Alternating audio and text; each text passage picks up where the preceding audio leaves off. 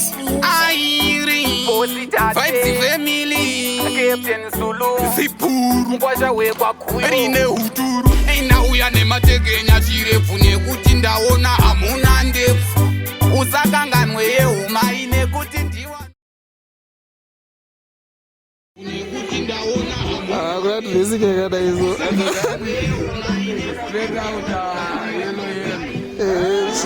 Mungada here matungiro Zirimo here mukumbiro Vanoda mari yendiro yakawanda imwendo isa mubiro Karai Mada serious ka. Usenga mwana.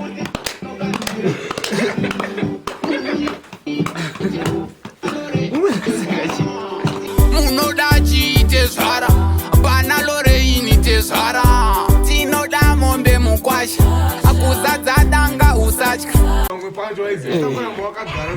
Kwete kutangora kutoimba. 3000 mukwamo. Waize. Action. Wakuteta ngo muyimbi. Zembiro sambo mayusa harisi bondi mukwambo Mungada here masungiro Zvirimo here mubumbiro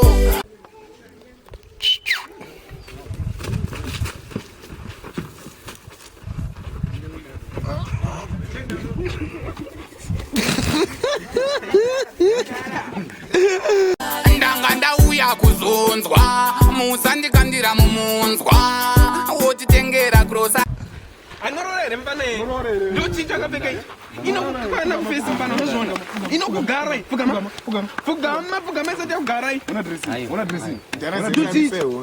mfana